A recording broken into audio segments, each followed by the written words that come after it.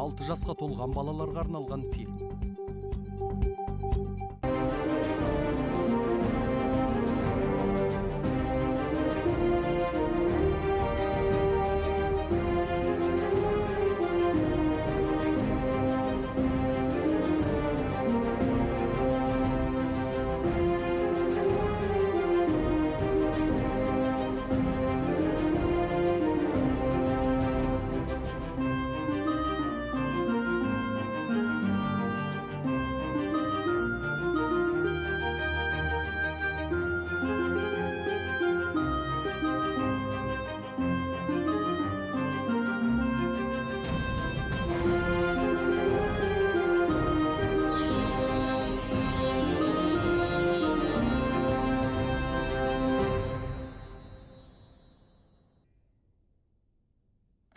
Бала Әбу Насыр айыбын өтеп, қағаз зауытындағы жұмысына кірісті.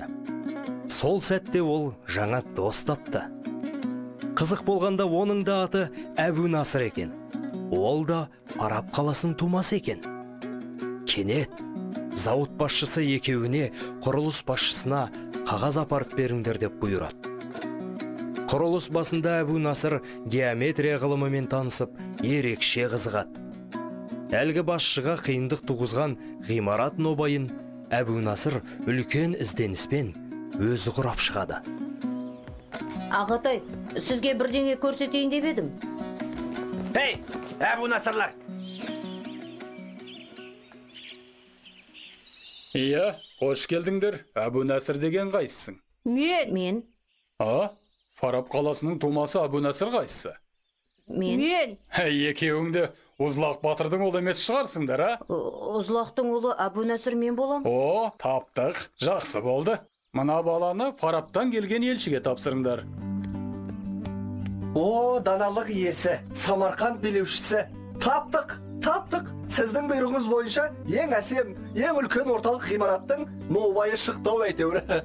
Қане көрсет. Жарайсың, қалағаныңды айт. Жоқ, мұны мен жасағым жоқ. Бірақ қызығы, бұл нобайды бір кім кішкентай бала жасап шықты.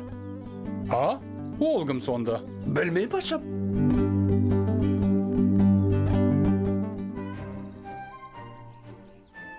Ойбай-ау. Мына бала осы. Әбу Насыр, рас па? Иә, патшам, мұны мен жасадым. Сен өзі дарынды бала екенсің. Айтшы, Самарқанға неге келдің? Мен бір ақсақалмен танысып ем, ол кісі маған ғылым үйретемін деп еді. Мен ендігі ғылым іздеп жолға шықтым. Сен өзі атақты Ұзлақ Батырдың ұлы емессің бе? Батыр болғың келмей ме?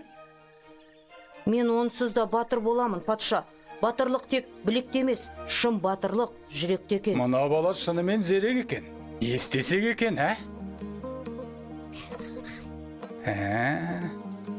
Сен іздеген ақсақал Самарқандта жоқ.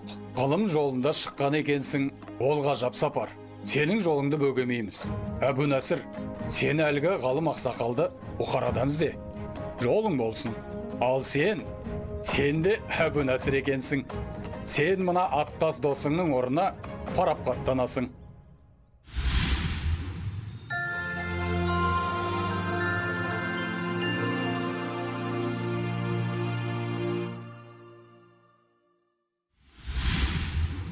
Зеректігімен ерекшеленіп үлгерген бала Әбу Насыр ұшқынын ертіп Бұхараға сапар шекті.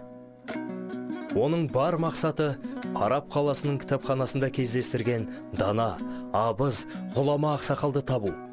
Міне, әлемге матасымен әйгілі болған үлкен алып қала Бұхараға да келді. Келген бойда оның алдынан әкесі шықты. Әбу Насыр әкесін көріп қатты қысылды. Ал Тархан әулетінің батыры Мұхаммад баласының бұл сапарын құптайтынын айтып, батасын берді. Міне, бала болса да дана Әбу Насыр ғылым жолына ұзақ сапар шекті. Алыс жол жүріп, ол Мұғраб өзенінің бойындағы Мерв қаласына ат басын бұрды. Ол жақтың кітапханасындағы бар кітапты ақтарып, әртүрлі ғылымдарды игере бастады. Сөйтіп жүріп, тіл үйренді.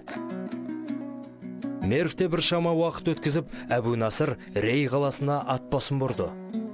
Бұл алып қалада математика, ботаника, астрономия сияқты ауыр ілімдерге тоқталды. Осы қаланың түрлі ғалымдармен тіл табысып, олардан білім үйреніп, ілім алды.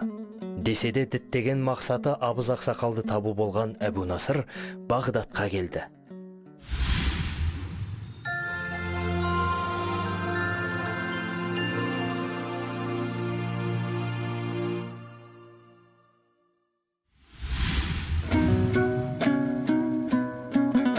Әбу Насыр Бағдат қаласының келбетіне байыптылықпен зер салып, бұл жердің тыныс тіршілігі өзге қалалардан тым бөлек екенін байқағандай болды.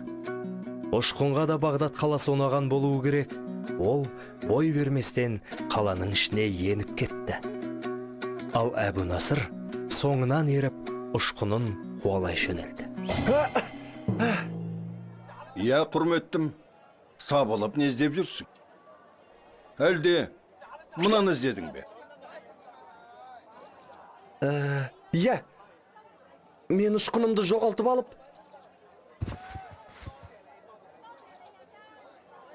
Ұшқының кітап болған, қандай жігіт болдың?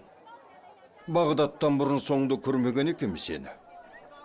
Менің есімім Әбу Насыр. Әбу Насыр, Фараб қаласынан Бағдатқа сапар шеккен сен болдың ғой. Ой, ақсақал, сіз оны қалай? Бағдатқа ұзақ жол жүрген екенсің. Сәтті сапар болған ау шамасы. Қош келдің. Әбу Бишір Матта деген кәрі шал мен боламын. Әбу Бишір Матта? Әйгілі Матта? Соңымнан ер.